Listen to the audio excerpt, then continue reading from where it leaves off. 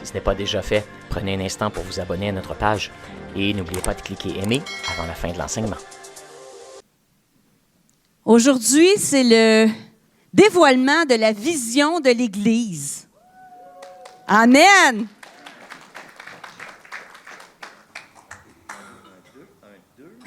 Comme on a parlé, Pascal et moi, on est très collaboratifs. Alors, cette vision-là, c'est pas quelque chose qu'on a développé toute seule, alors qu'on a eu une retraite spirituelle et demandé la révélation de Dieu. Ça a été un processus de discernement avec les gens d'une équipe. Alors, si vous faisiez partie de l'équipe de revitalisation, pouvez-vous vous lever? Pouvez-vous vous lever? OK. Différent. Il y avait Nathaniel aussi. Il y avait quelques autres personnes peut-être qui ne sont pas là ce matin, mais merci. Merci beaucoup de votre temps. On s'est rencontrés des centaines d'heures à parler, à chercher la face de Dieu ensemble. Et c'est de là qu'est provenue la mission que Pasteur Pascal, mon mari, a partagée la semaine passée. Et puis aujourd'hui, c'est un privilège de dévoiler la vision de l'Église. Le futur, la vision, c'est la destination où on veut, qu'on cherche à atteindre. C'est ça, la vision. Donc, souvent, la vision, c'est quelque chose qu'on peut voir. Une vision, on peut l'expérimenter avec nos sens. C'est comme si vous pensez, je vais aller à Disneyland.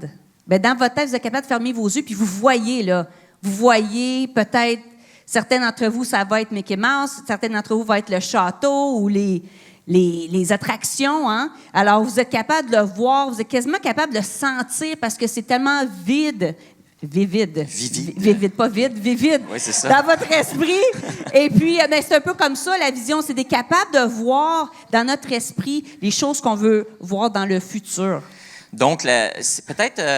Charles, si tu peux mettre à l'écran la mission. Donc, la mission, elle, c'est un peu une description de notre raison d'être, qui explique notre raison d'être, mais la vision, elle, effectivement, c'est ce futur qu'on entrevoit. Oui. Donc, ici, on a présenté la mission la semaine passée, inspirer les gens à découvrir Jésus en partageant son amour et en contribuant au bien-être de la société.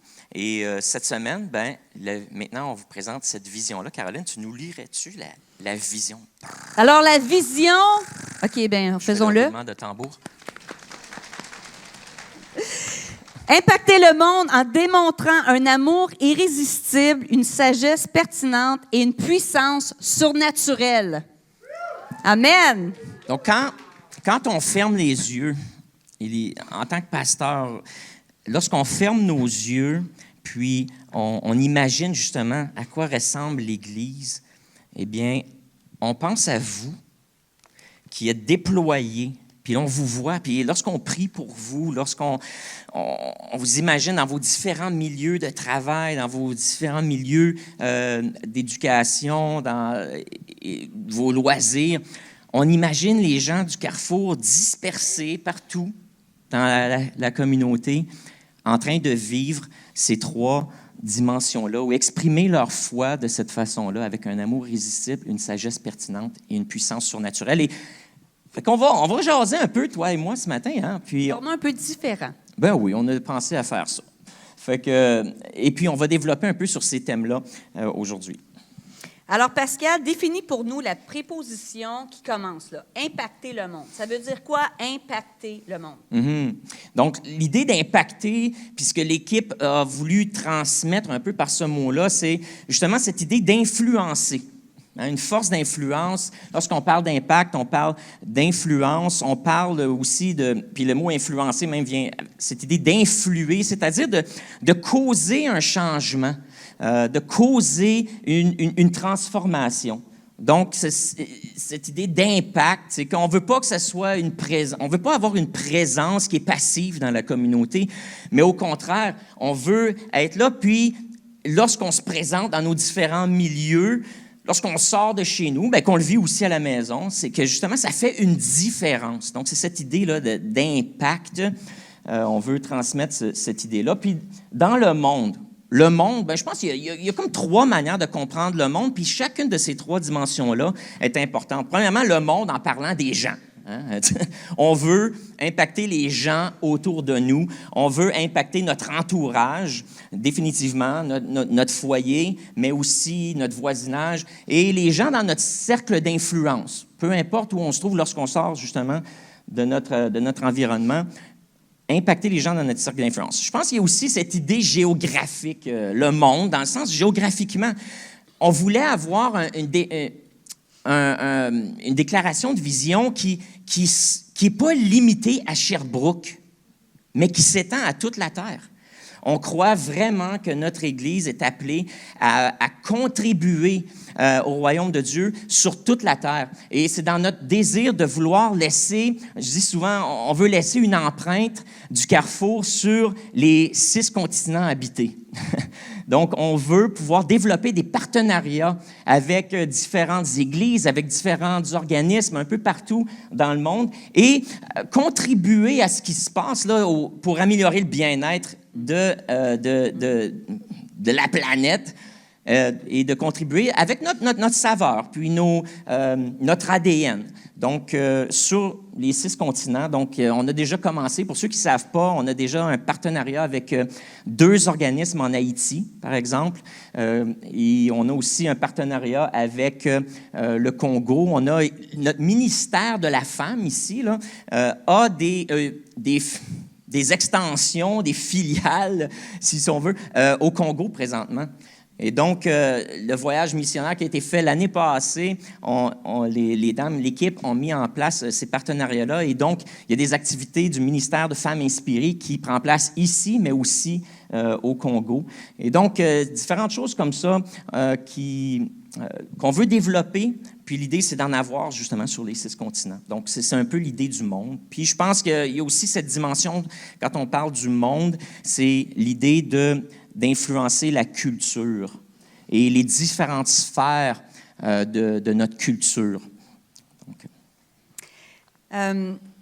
Le mandat que Dieu a donné à l'homme, on le trouve en Genèse 1, verset 28. Il dit, « Dieu les bénit et leur dit, « Soyez féconds, multipliez et remplissez la terre et soumettez-la, et dominez sur les poissons de la mer, sur les oiseaux du ciel et sur tout animal qui se meut sur la terre. » Ma question, c'est les théologiens contemporains voient dans ce passage un mandat social. Est-ce que tu peux expliquer qu'est-ce que ça veut dire dans notre société contemporaine? Bien, ce texte-là, effectivement, ça commence avec la bénédiction de Dieu. Dieu qui bénit l'homme et la femme, c'est-à-dire qu'il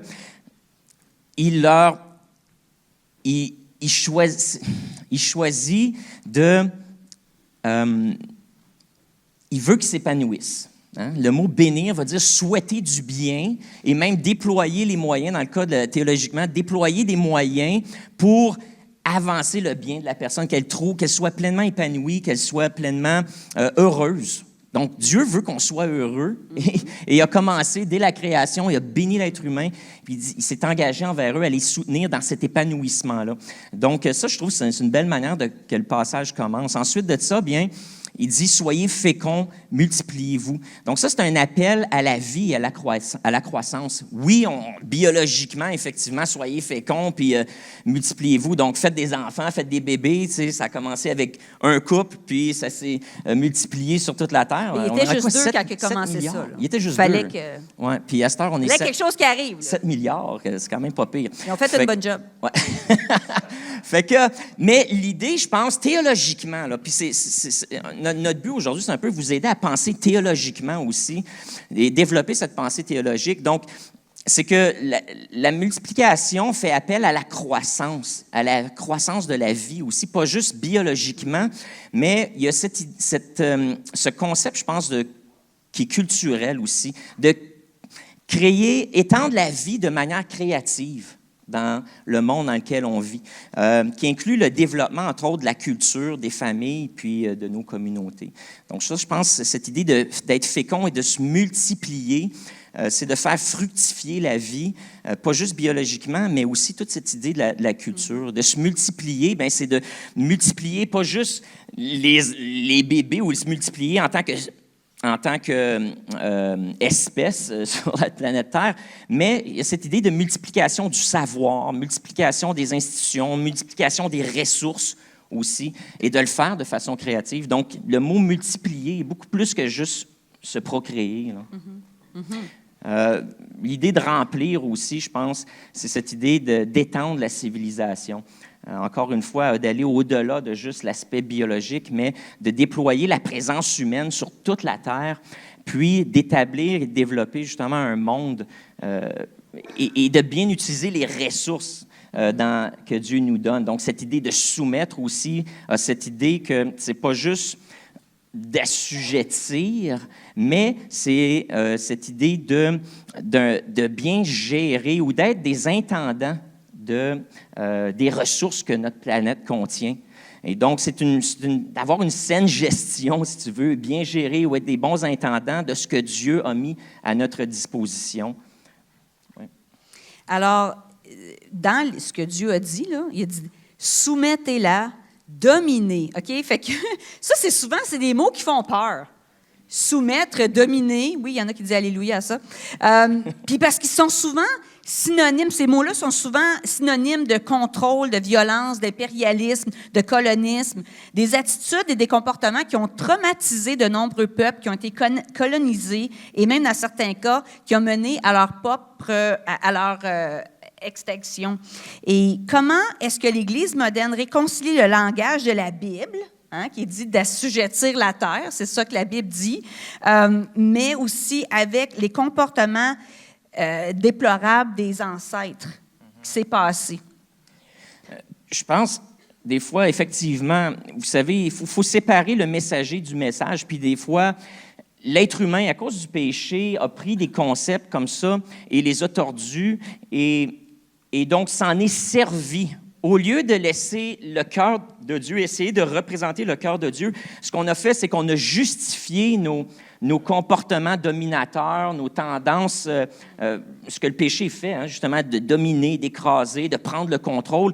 Ce qu'on a fait, c'est qu'on a justifié ces comportements dysfonctionnels-là avec la Bible, plutôt que de se laisser inspirer par la Bible et de dire comment est-ce qu'on peut bien représenter Dieu sur la terre. Donc, je pense qu'il faut séparer le message, peut-être, des excès et des malfaçons, disons, que ces choses-là ont été exploitées. Et puis, ce qui nous permet aujourd'hui de regarder ces textes-là, puis de les voir autrement, je pense. Et l'idée, premièrement, de soumettre, et ça a été donné, de soumettre la terre, d'assujettir la terre, et non pas les gens qui sont dessus. Donc, on parle ici, je pense, des ressources. Puis quand on parle de dominer, encore une fois, on ne parle pas de dominer les êtres humains ici, c'est de dominer sur les autres espèces animales dans la Bible. Donc, puis si on voit la relation entre les humains était plutôt une relation de collaboration. Dieu a créé Adam et ensuite, la job était trop grande pour Adam. Donc, qu'est-ce que Dieu fait dans ce texte narratif-là de la création? Il lui crée une compagne ou une collaboratrice, quelqu'un avec qui ils vont pouvoir ensemble exercer le mandat. Donc, au niveau de l'être humain, je pense que Dieu nous invite à collaborer ensemble, à travailler côte à côte, hommes et femmes et êtres humains de toutes les nations, pour justement accomplir le mandat d'étendre la culture puis de bien gérer les ressources de la planète. Donc, l'idée, c'est plus justement de l'intendance et non pas de dominer avec une autorité, mais au contraire de travailler avec bienveillance et une saine gestion des ressources. C'est pas non plus de... Il y a eu cette mentalité encore là, on l'a utilisée pour dominer sur les peuples, mais on l'a utilisée aussi pour exploiter l'environnement jusqu'à un point où, justement, l'environnement a été... on extrait des ressources, on a éliminé des espèces animales. On n'a pas été très sage dans notre gestion de la planète. Et je pense qu'il y a cet éveil-là dans l'époque dans laquelle on vit qui nous permet de dire, bon, mais c'était ça que Dieu voulait? Non, de toute évidence, Dieu crée quelque chose de beau, puis nous, on l'a rendu mal. Donc, comment en tant qu'Église, vous se posez la question, comment est-ce qu'on peut contribuer à renverser la vapeur, puis vraiment se réapproprier l'intention de Dieu pour nous et pour notre planète et les sociétés qui... Là, on va parler de la dimension culturelle. On vit dans un contexte québécois, laïque, où plus que jamais veut exclure le discours religieux de la sphère publique. Comment notre Église compte-t-elle pallier à cette condition sociale? Parce qu'on parle encore d'impacter le monde. Hein? On va avoir un impact sur le monde.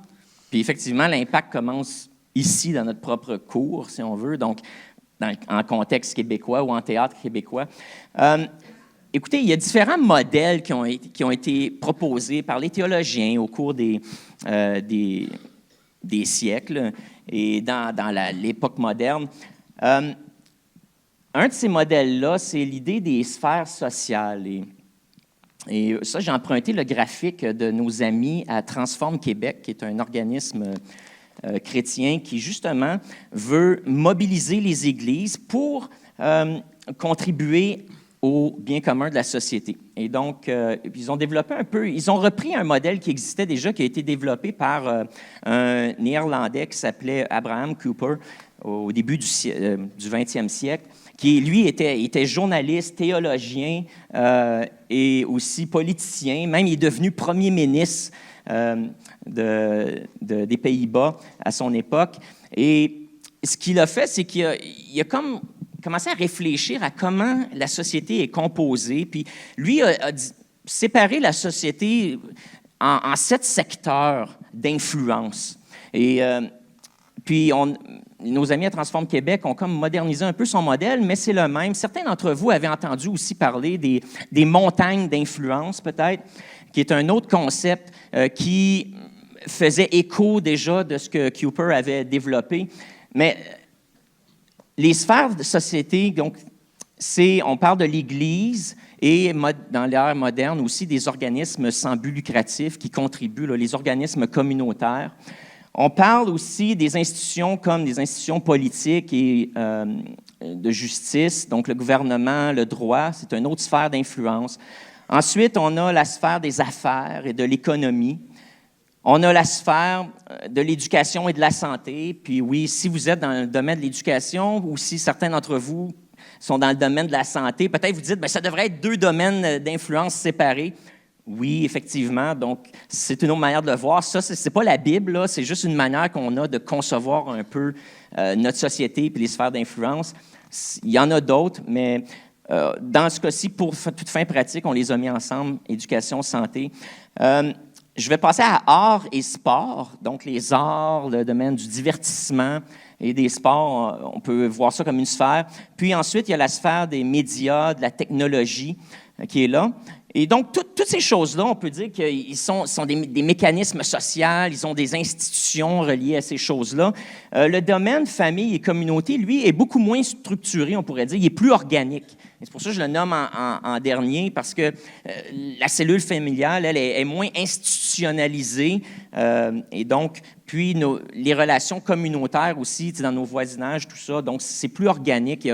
C'est pas quelque chose qui nécessairement nous est imposé ou un cadre imposé, tandis que les autres, ben, ils ont quand même leur mécanisme d'opération, là, puis leur structure pour opérer. Donc, mais voilà, les sphères sociales. Donc, l'idée à l'Église de Carrefour, c'est comment chacun de nous, on contribue à ces différentes sphères-là. Et certains d'entre nous, même, c'est notre vocation, c'est notre travail. Lorsqu'on se lève le matin puis qu'on sort de chez nous, de notre unité familiale, on s'en va. Si on est aux études, ben notre sphère d'influence, on est dans le domaine de l'éducation, on est dans cette sphère-là. Mais en même temps, vous êtes en train de vous former parce que votre but, c'est de faire carrière dans une de ces dimensions-là aussi. Et donc, certains d'entre nous, qu'on a fini l'école, eh bien, on est maintenant dans ces sphères d'influence-là, puis c'est là qu'on opère. C'est là qu'on passe, qu'il y a une majorité de notre vie, là, dans ces sphères-là. Et donc, l'idée de Cooper, c'était que chacune de ces dimensions sociales-là sont au service de Dieu, si tu veux, où Dieu est souverain sur chacune de ces dimensions-là. Dieu n'est pas juste souverain sur l'Église, mais Dieu est souverain sur tout le monde au complet, et ce qui inclut les différents secteurs d'influence ou les différents secteurs de société et les différentes institutions aussi qu'on a mises en place pour exprimer ces choses-là et vivre ces dimensions-là de la vie sociale. Et donc, Dieu est souverain au-dessus de tout ça. Il ne s'occupe pas juste de la catégorie Église. Et pour répondre à ta question, tu sais, oui, dans la société laïque québécoise, ce que cette doctrine laïque veut faire, c'est justement de mettre en silo les questions de foi, les questions religieuses, mais c'est totalement, comment dire, c'est impossible.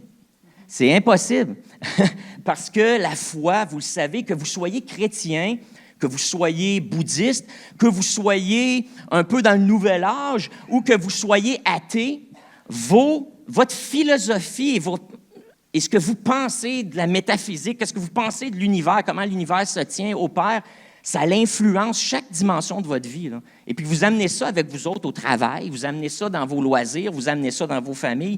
On ne peut pas séparer nos croyances de notre vie sociale. Et donc, cette idée de la laïcité est complètement farfelue et elle est impossible à mettre en pratique. Donc, ce qu'on se retrouve, c'est que soudainement, il y a des groupes religieux qui sont ciblés puis qui sont exclus. Et donc, l'idée, c'est comment est-ce que nous, maintenant, on peut peut-être renverser la vapeur puis dire non, la foi, puis ma foi, puis votre foi, puis la foi de nos amis qui ne pensent pas comme nous, puis qui ont d'autres croyances, leur foi aussi a une place dans la vie publique. Puis, en tant que croyant, on veut faire partie de ce discours-là. En tant que croyant, on veut faire partie des conversations et on veut amener notre grain de sel pour faire allusion peut-être à ce que Jésus a dit, « Soyez, vous êtes le sel de la terre ». Donc, on veut amener notre grain de sel dans ces grandes conversations-là et dans la manière dont les différentes sphères de société opèrent. Celle qui crée la soif, pas qui crée l'écœurantite, que tu as mal au cœur. Exactement. Parce que c'est trop intense. Exactement. On veut créer cette soif-là dans le cœur des gens avec qui on travaille et des gens d'influence dans ces secteurs-là, parce qu'on s'entend, il y a des gens qui ont, à cause comment que les structures sont faites, les institutions sont formées, il y a des gens d'influence. Donc, on veut faire partie des conversations et potentiellement être dans la pièce où les choses se passent, comme on dit, be in the room where où est-ce que les décisions sont prises. Alors, on parle d'impacter le monde en démontrant. On démontre par nos paroles, par nos actions, par nos attitudes, par nos décisions. C'est comme ça qu'on démontre. Il y a des gestes concrets, OK? Un amour irrésistible. Comment résumer ça? Un amour irrésistible, c'est un amour qui réduit la résistance que par nos paroles, nos actions, quand les gens interagissent avec nous, excuse-moi, je sais qu'il y a des fois il y a un pilier là qui te cache, j'essaie de me pencher pour voir tout le monde. Voir vos beaux sourires. Oui, c'est beau, son beau sourire. Alors, c'est un amour qui réduit la résistance à l'amour suprême de Dieu et au message de l'Évangile. C'est ça, un amour qui est irrésistible. Il y avait une publicité, il y a des années, de chez Jean Coutu, pour les nouveaux arrivants. Ça disait, chez Jean Coutu, on trouve de tout, même un ami. Je veux qu'à l'église de Carrefour, les gens trouvent de tout, même un ami. Est-ce qu'on est des amis irrésistibles? Que quand les gens sont autour de nous, sont comme, on dirait que je ne sais pas comment c'est arrivé, mais on est devenus amis. Ou qui se disent, je veux être son ami. Je veux être son ami. Donc, c'est quoi la réputation que tu as à la job, au travail? C'est quoi la réputation que tu as dans ton milieu? C'est quoi la réputation que tu as à l'école?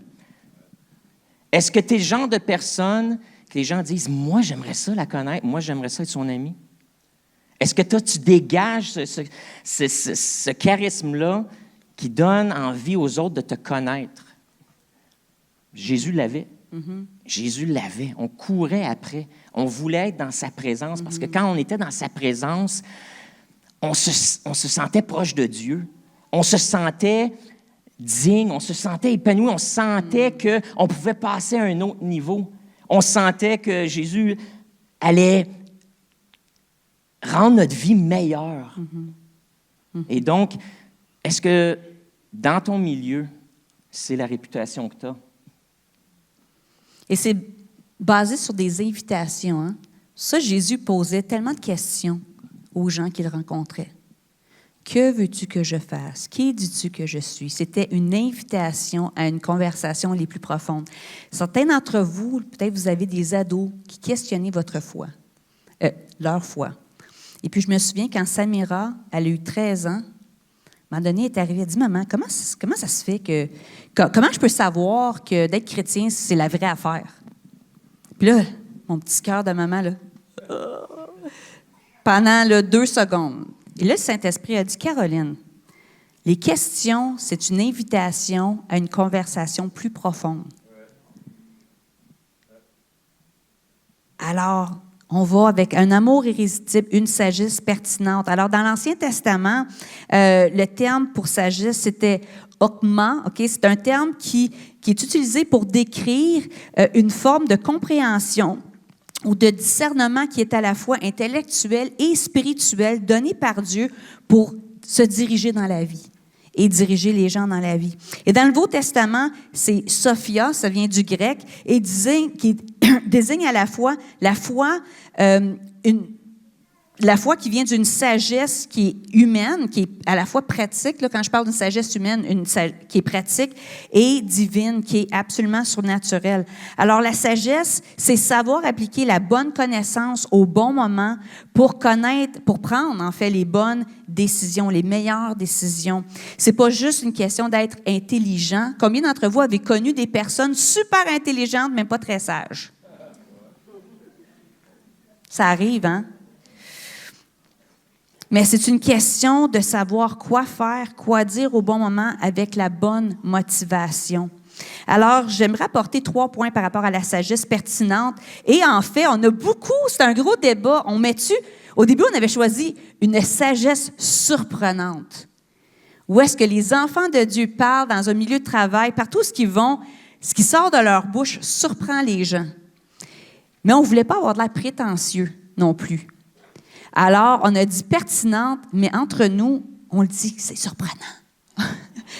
La sagesse divine est parfois surprenante parce que ça brise les conventions. Alors, on parle premièrement de perspective du royaume. Une sagesse pertinente et surprenante, c'est d'être capable de voir le monde avec les yeux du royaume. En fait, la sagesse, c'est l'incarnation du Christ dans la parole. Saviez-vous que dans le livre des Proverbes, quand il dit l'Esprit de Dieu, pas l'Esprit de Dieu, mais la sagesse est au coin de la rue et appelle les gens. Mais c'est la personnification de Jésus dans l'Ancien Testament.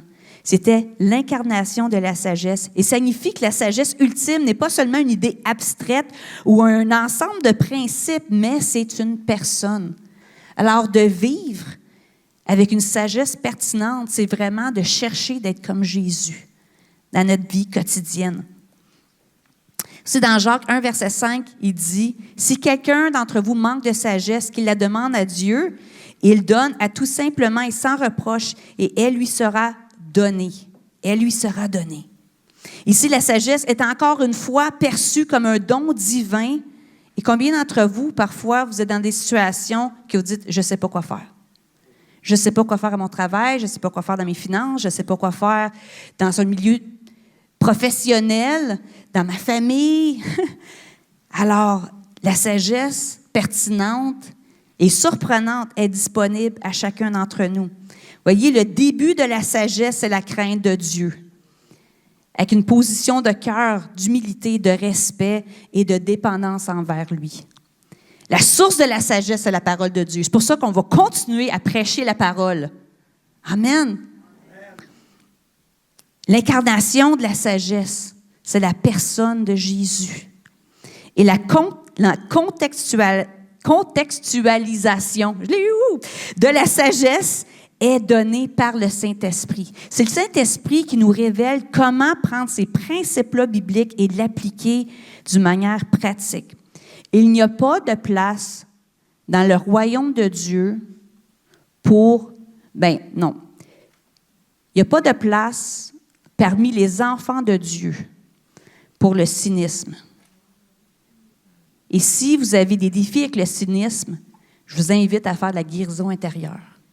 Parce que vous pouvez vivre d'une manière différemment. Parce que le monde est rempli d'espoir. Et savez-vous quoi? On gagne à la fin. On sait déjà comment ça finit, là. On s'entend?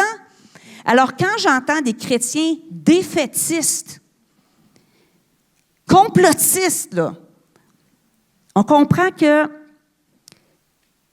la question, c'est toujours d'être sage, d'avoir une sagesse qui est surprenante. Et parfois, la sagesse, c'est de dire la vérité dans des endroits difficiles.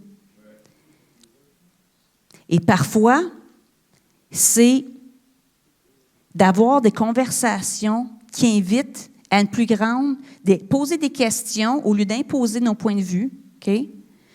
De poser des questions qui invitent à une plus profonde conversation. Alors, premièrement, la perspective du royaume. Un autre point sur la sagesse, c'est la sagesse nous apporte des solutions à la fois inspirées, pertinentes et pratiques.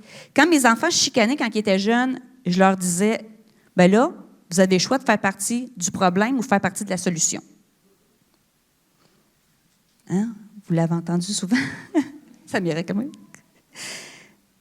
Enfants de Dieu, voulez-vous faire partie des problèmes de la société ou des solutions dans la société? Quand on passe notre temps à chialer, on fait partie du problème.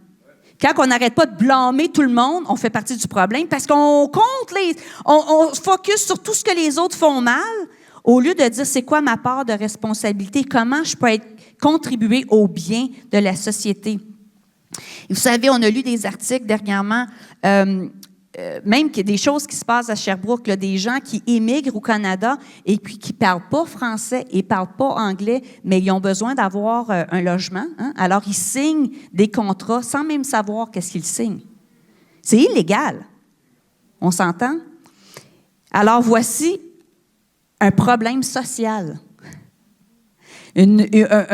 Alors, comment est-ce que, lorsqu'on voit ces problèmes-là, social issues qu'on appelle, comment est-ce qu'on apporte des solutions pratiques avec une sagesse divine? Des autres défis sociaux qu'on trouve, c'est la pauvreté, le profilage racial, protection des jeunes et des enfants, la liberté d'expression, le racisme systémique, le processus d'embauchement et de pré-embauche, l'éducation inclusive, les travailleurs immigrants, la santé mentale, c'est toutes des domaines de la vie, des choses qui se passent dans notre société qu'on ne peut pas être. C'est facile d'arriver puis de juger, puis ça ne tue pas de bon sens. Ça ne tue pas de bon sens, le monde, à cette heure, aujourd'hui. Mais si on n'arrête pas de parler comme ça, on devient irrelevant. On n'est plus pertinent.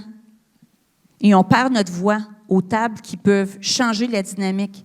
Oui, parce qu'on revient aux sphères d'influence, là. Chacun d'entre nous, on croit, OK, voici la pensée théologique, là. On croit que Dieu nous appelle personnellement à être des agents de transformation dans les sphères d'influence. Souvent, on a parlé de l'appel de Dieu ou l'appel au ministère comme étant quelque chose pour le clergé. Puis oui, aujourd'hui, on a fait une petite annonce. La semaine prochaine, on va chercher des bénévoles pour s'impliquer dans différents ministères. Mais là, il faut comprendre qu'il y a une réalité au niveau de l'Église. On est un organisme à but non lucratif, on est une communauté de foi, il y a des activités, il faut que ça opère. On a besoin du monde. Mais ce n'est pas nécessairement ton appel. C'est possible que ton appel soit d'être avocat. C'est possible que ton appel soit d'être préposé aux bénéficiaires. C'est possible que ton appel soit d'être enseignant. C'est possible que ton appel soit d'être un inventeur. C'est possible que ton appel soit d'être journaliste. C'est possible que ton appel soit d'être un athlète. C'est possible que ton appel soit d'être un économiste, d'être un banquier. C'est possible que ton appel soit d'être ministre C'est possible que ton appel soit d'être directeur d'un organisme communautaire. C'est possible que ça fasse partie du plan de Dieu pour ta vie. Et on n'a pas besoin que tu ailles au collège biblique, mais on a besoin que tu ailles au collège des médecins. On a besoin. Puis, parce que tous ces secteurs-là sont sacrés. Ils font partie de cette idée de remplir la terre, cette idée d'étendre la culture. Donc, tout ça est de bénir, comme Dieu nous bénit. Alors, on croit ici à l'Église de Carrefour que dans le milieu dans lequel tu es, Dieu te place là. Et peut-être que tu es dans un milieu dans lequel Dieu ne t'a pas placé, puis il faut juste que tu te poses la question, est-ce que je suis à ma place? Parce que ce que je fais ne semble pas faire de différence, puis je ne suis pas heureux là-dedans. Il me semble que je ne fais pas de contribution, le monde n'est pas meilleur par ma présence.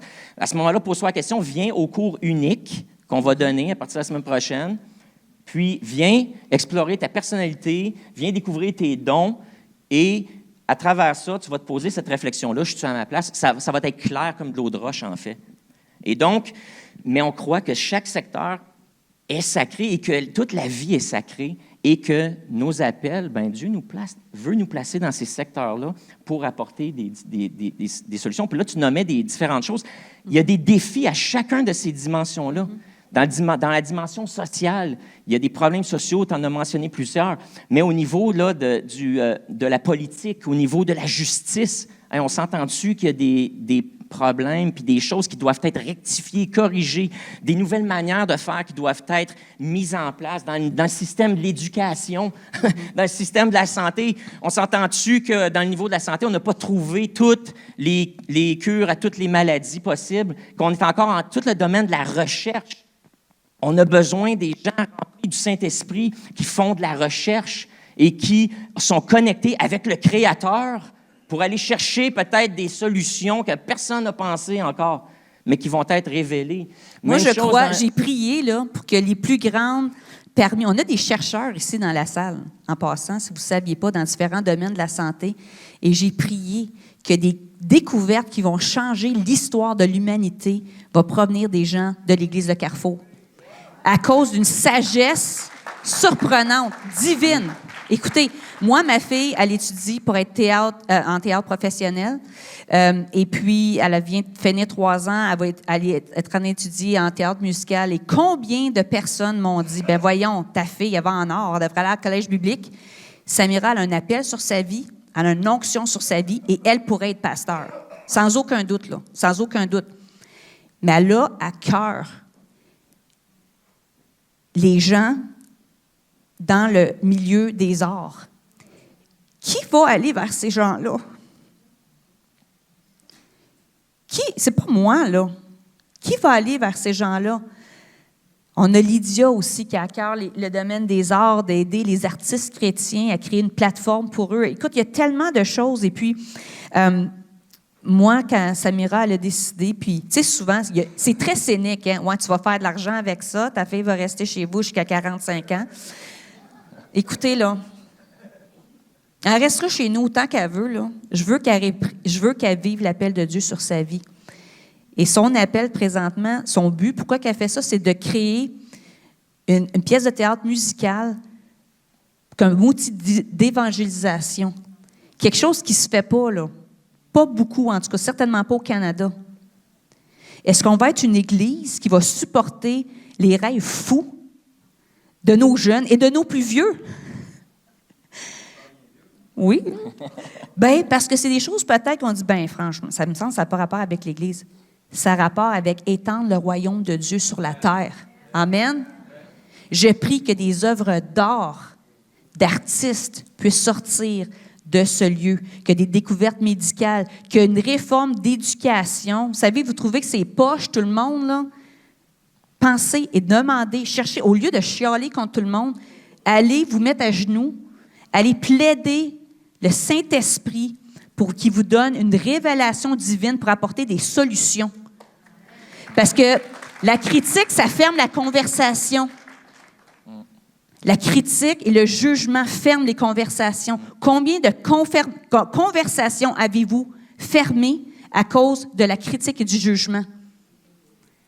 On va être une culture qui pose des questions au lieu d'arriver puis de dire, moi, j'ai toutes les réponses. Parce que je suis enfant de Dieu, j'ai toutes les réponses et j'ai la vérité suprême. On s'entend dans notre cœur, on est ferme dans notre identité, on sait qu'est-ce qu'on croit, là, ça ne pêche rien. Mais d'arriver avec une attitude qui est pour apprendre au lieu de juger. Okay, je regarde différents... on veut avoir des gens qui trouvent des stratégies inspirées et profitables dans le monde des affaires. On a besoin des gens qui vont avoir des révélations, des manières différentes de faire l'entrepreneuriat qui va aider d'autres personnes, premièrement, eux à faire de l'argent, mais les autres à faire de l'argent pour être capables de faire étendre le royaume de Dieu. Il n'y a rien de spirituel à être pauvre, là. OK? Des fois, mais je suis pauvre, ça me prouve que je vis par la foi. OK? Très peu sont ceux qui sont appelés vraiment au dépouillement de tout. Le Seigneur veut qu'on prospère, comme prospèrent aussi nos finances. Amen?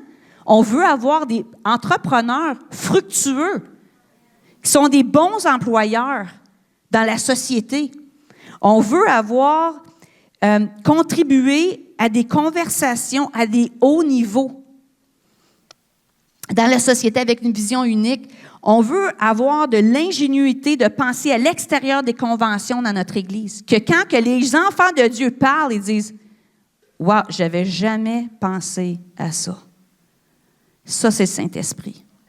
Puis ça, ce n'est pas quelque chose que vous allez nécessairement seulement apprendre à l'université. Je vous encourage à l'université, c'est pas ça, là. Mais il y a une sagesse qui est surnaturelle, qui est pertinente. Aussi des situations économiques difficiles, des négociations syndicales, là, des défis au niveau de la sociologie et de l'éthique. Alors, on veut être des gens qui apportent des solutions pratiques, inspirées, pertinentes. Et dernièrement, une sagesse qui est relationnelle. Je ne vous dirai pas ce que je fais dans la vie parce que je le dis trop. Bien, cette semaine, j'ai une conversation avec quelqu'un et puis elle me disait, je suis en conversation avec ma famille et même parfois, c'est une entrepreneur, elle dit, même parfois avec mes clients, puis quand ils me disent certaines choses, ils voient dans ma face, oh, elle a dit ça. Mais elle dit, je ne sais pas comment, je sais tellement la vérité à l'intérieur de moi. Puis on dirait, ce qui sort en premier, c'est que je leur dis tout, je les drille, tu sais, avec tout ce que je sais qui est la vérité. Mais j'ai dit, tu sais, quand les gens se sentent pris au bout du mur, au bord du mur, ne sont pas prêts à avoir une conversation. Comment est-ce qu'on dresse des tables? Parce que cette femme-là, elle disait, moi, mes relations avec ma famille sont toutes brisées, ils ne m'écoutent plus quand je parle. Mais j'ai dit, il va peut-être falloir t'apprendre à parler différemment. Alors, on a l'idée... Il y a différentes formes d'intelligence. Hein? On parle souvent, on a associé l'intelligence au QI, là, puis nos compétences intellectuelles à la logique, puis tout ça, mais de plus en plus, on parle des différentes formes d'intelligence, et entre autres, l'intelligence sociale, ça en est une de ces formes d'intelligence-là, de compétences sociales. Donc, alors, on a ici, il y a le choix du jugement et du mode de pensée, OK? Un mode de pensée de jugement et un mode de pensée d'apprenant. Et ça, c'est dur quand on le sait qu'on a la vérité inspirée de Dieu, mais l'attitude, OK? On peut avoir une attitude de jugement ou est-ce qui est de mettre les gens au pied du mur par la vérité. Et des fois, certains d'entre vous, c'est dans votre personnalité d'être plus confrontant, puis... OK, je comprends ça. Certains d'entre vous, vous ne l'êtes pas assez. Okay? Fait que, il y a un juste milieu, là. Mais voici, OK, le jugement va dire, celui qui juge va dire qui est-ce qui est coupable. Puis l'apprenant va dire, c'est quoi ma part de responsabilité? Le juge, celui qui juge va dire, comment est-ce que je peux prouver que j'ai raison? Puis l'apprenant va dire, comment est-ce que je peux faire partie de la solution? Qu'est-ce que je peux apprendre dans cette situation-là? C'est de cheminer avec les gens. Je pense qu'il y a une différence. Tu parles, je réfléchis à voix haute. Il c'est une chose d'être convaincu, d'avoir une conviction personnelle, puis c'est autre chose, la vérité.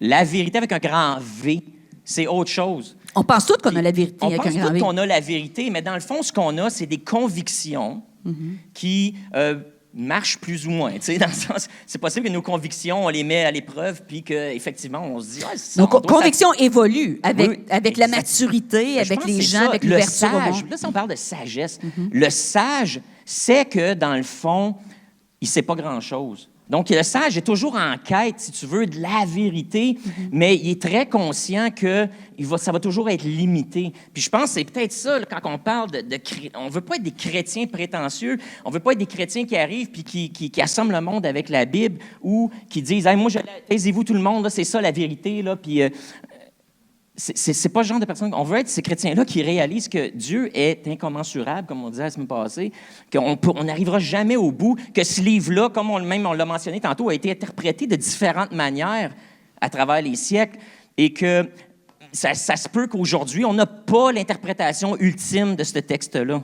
Et donc, il faut se laisser, je pense, cette grâce-là envers nous-mêmes, de dire, bon, mais on est en cheminement vers la vérité ultime qui va nous être révélée vraiment juste au ciel. La parole a été faite chair, qui est Jésus. Et si vous n'êtes pas exactement comme Jésus à chaque niveau, vous êtes encore en train d'apprendre. On s'entend?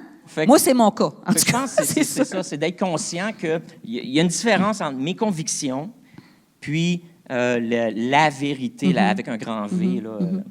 J'aimerais donner un exemple. Une des personnes que j'admire le plus sur la Terre, c'est ma fille, Samira.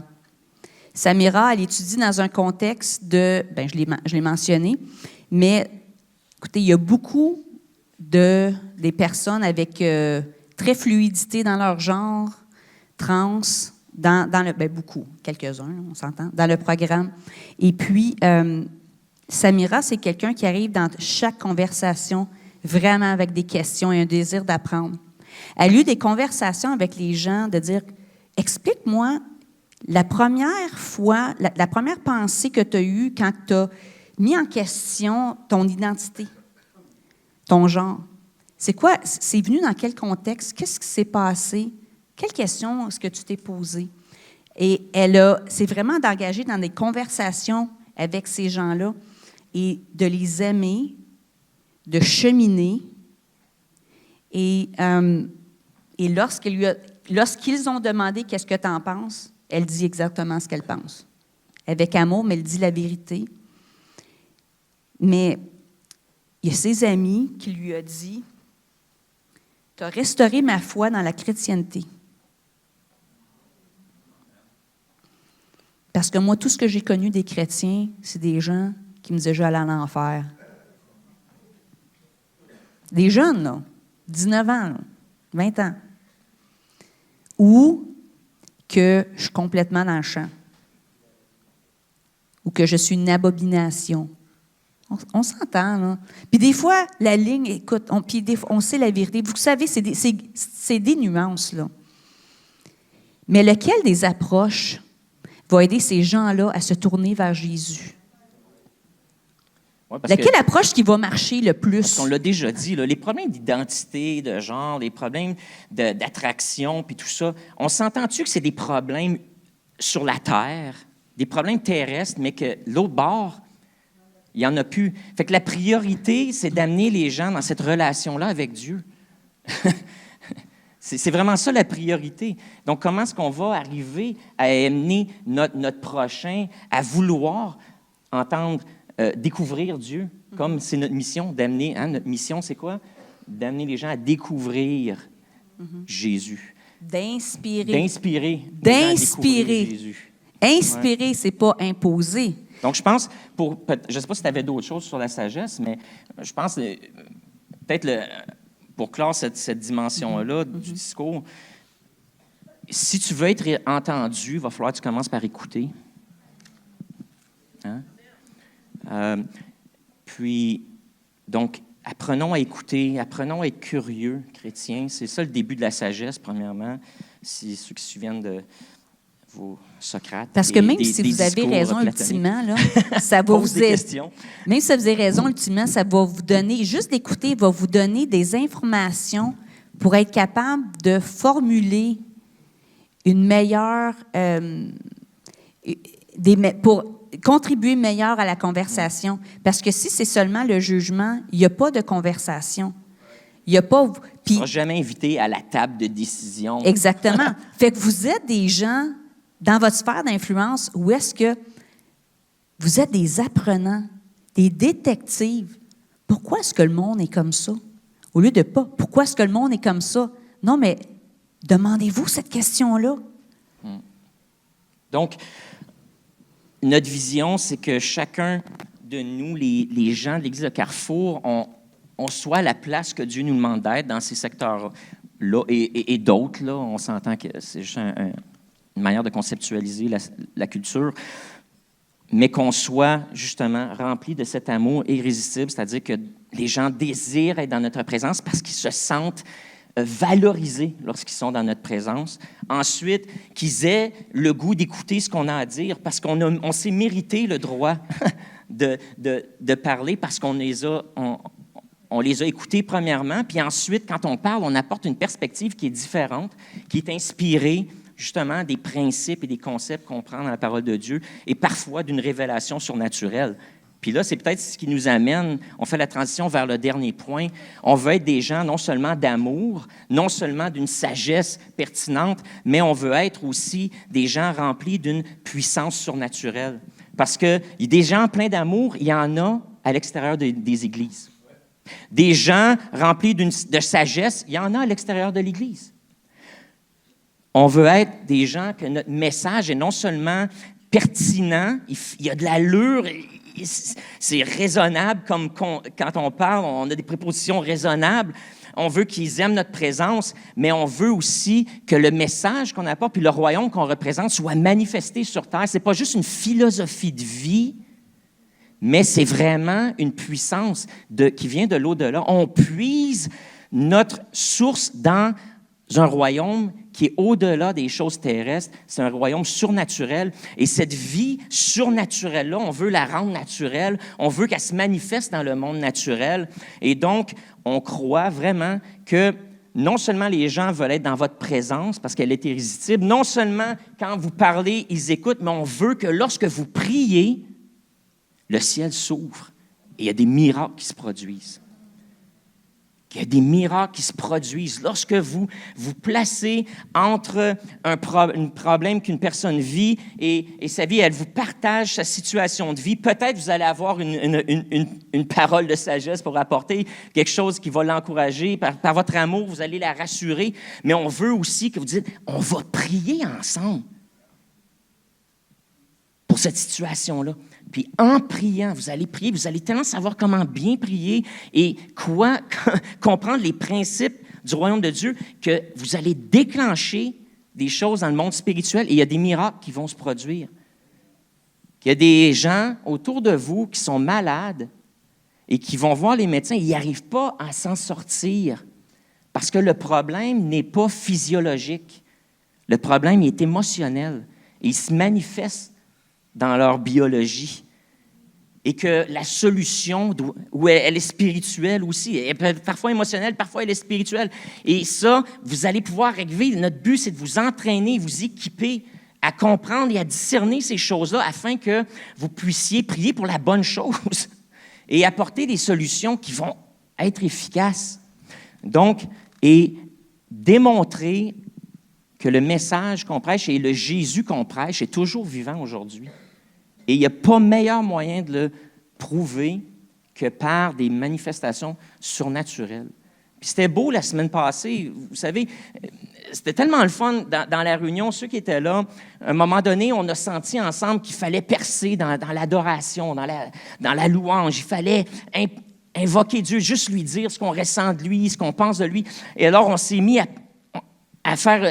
percer, si tu veux, spirituellement. Puis pendant que je marchais autour, puis je vous disais, allez. Puis il y a ma soeur, c'était Pauline, je pense, qui était là, puis qui m'accroche. Elle dit, Pascal, je vois un cœur dans les mains de Dieu. Ah, bon, j'ai dit, OK, un cœur. C'est beau, c'est une belle pensée. Dieu tient notre cœur dans sa main. J'arrive en avant, c'était même pas 30 secondes, là. Puis là, j'avais Pauline comme une de nos vétérantes à l'Église, puis après ça, j'avais Béola qui arrive puis qui dit, « Pascal, je sens que Dieu veut réparer les cœurs brisés. » C'est une jeune adulte. Fait que là, je dis, « ben là, Dieu, je pense que tu es en train de dire quelque chose. » Fait que là, on a fait un appel en avant, ceux qui ont le cœur brisé, qui vivent des situations, vous êtes déchirants dedans, avancez, on va prier avec vous. Et puis, il y a une quinzaine de personnes qui ont avancé, puis on a pu prier, puis après, on a fait un petit sondage à main levée. Combien ont reçu quelque chose? Vous savez que vous avez senti que vous avez eu une percée où Dieu s'est manifesté dans votre vie. Et puis, la majorité des gens qui ont avancé ont levé la main pour dire, « J'ai reçu quelque chose aujourd'hui. Dieu est intervenu dans ma vie. » Donc, c'est arrivé avec des paroles de connaissance, là, puis prophétiques. Où ce que Dieu dit, maintenant, c'est le temps, là, OK, je vous ai entendu, maintenant c'est à mon tour de répondre à votre adoration par des miracles. Et puis, on a vécu quelque chose de beau ensemble. Tu sais. Et donc, on veut que, justement, lorsque les gens sont dans votre présence, non seulement ils se sentent aimés, importants, valorisés, non seulement vous apportez des solutions ou vous contribuez au dialogue qui prend place autour de vous d'une façon positive, constructive, mais aussi lorsqu'ils viennent dans votre présence, qu'ils vous partagent un besoin, puis qu'il y a une situation impossible où ils ont essayé tout ce qui était en leur pouvoir. Vous allez dire, regarde, on va demander à Dieu d'agir. Vous allez prier avec eux et boum, il y a quelque chose qui va changer dans leur vie. Il va y avoir une percée, il va y avoir un mouvement vers une résolution positive de la situation dans laquelle ils vivent.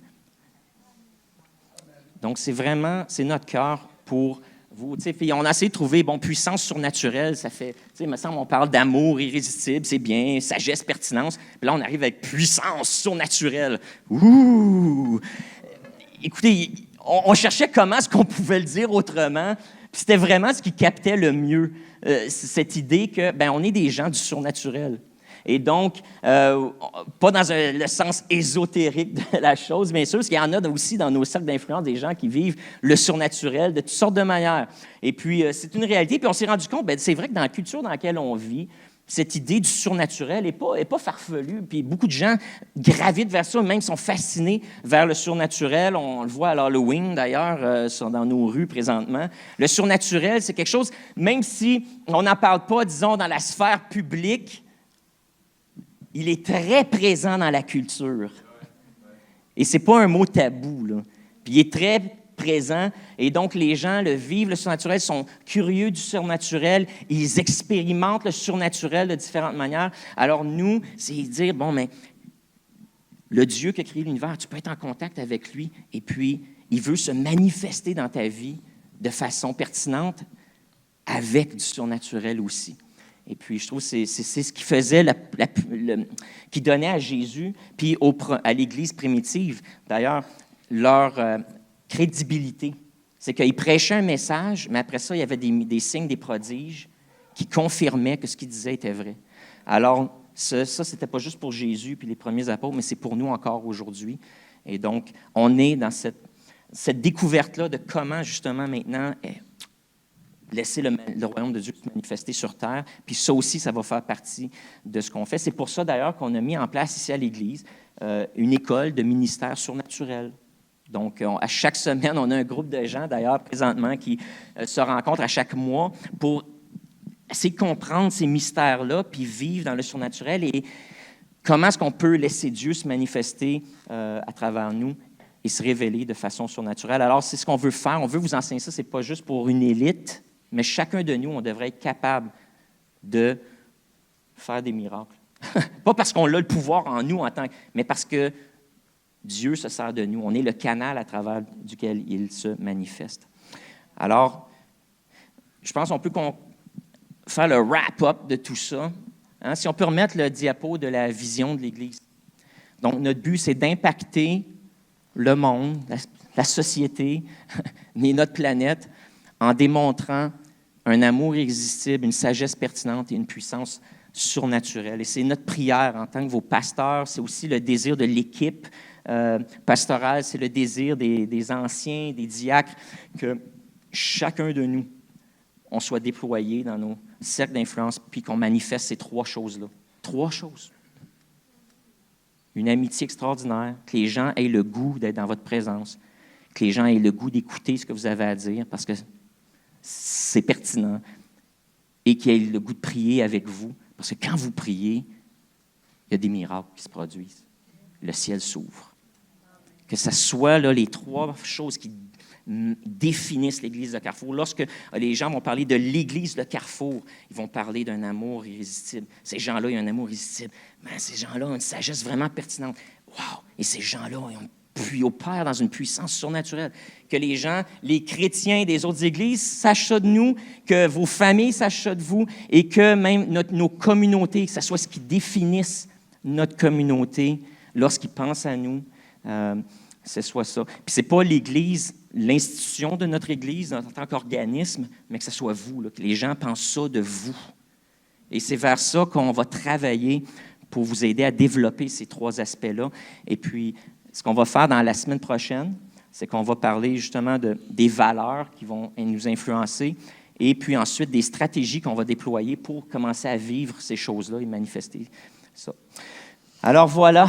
Pascal me demandait comment est-ce qu'on finit ça. Mais j'ai dit, on finit avec la puissance surnaturelle. Amen. Et justement, durant la réunion, je pense qu'il y a eu deux paroles qui ont été données ce matin. La première, c'est « Chrétiens, vous avez reçu l'autorité, vous avez l'autorité de Dieu pour influencer. Donc, chrétiens, mettons nos culottes. Ayons pas peur d'ouvrir la bouche, ayons pas peur de contribuer au dialogue, ayons pas peur d'aimer et ayons pas peur de prier. Mettons nos culottes, là, puis saisissons notre destinée dans ce sens-là. Puis une autre parole qui a été donnée, celle-là, une parole de sagesse, ça c'est une parole prophétique, une parole de sagesse, de connaissance plutôt qui a été donnée, c'est qu'il y a des gens ici aujourd'hui, puis on va commencer avec ce miracle-là, que vous avez des migraines chroniques.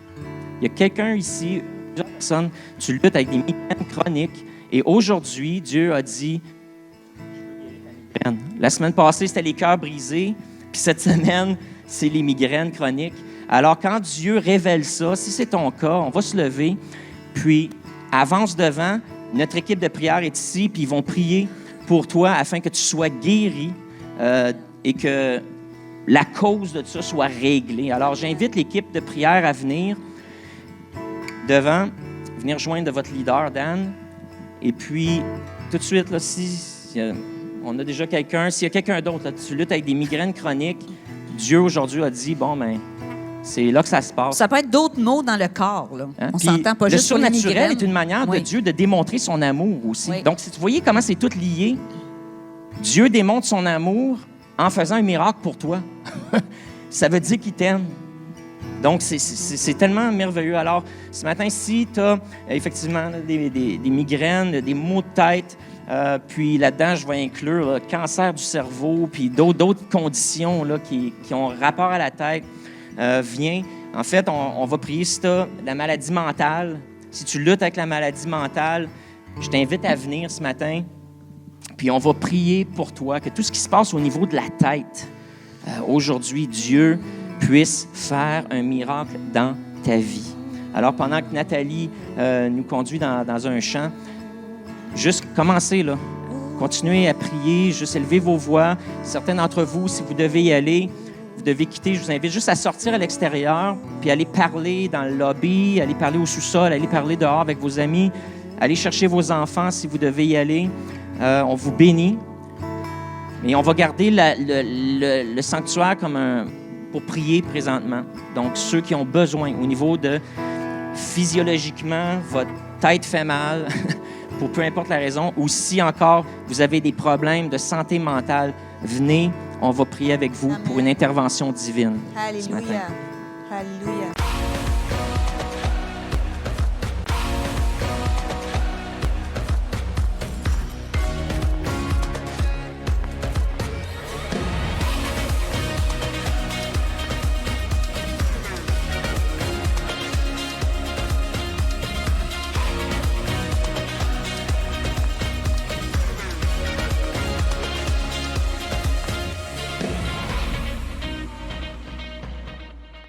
Si ce n'est pas déjà fait, prenez un instant pour vous abonner à notre page et n'oubliez pas de cliquer aimer avant la fin de l'enseignement. Si vous avez besoin de prière ou d'accompagnement spirituel, n'hésitez pas à communiquer avec nous à l'adresse courriel suivante: sos@lecarrefour.org.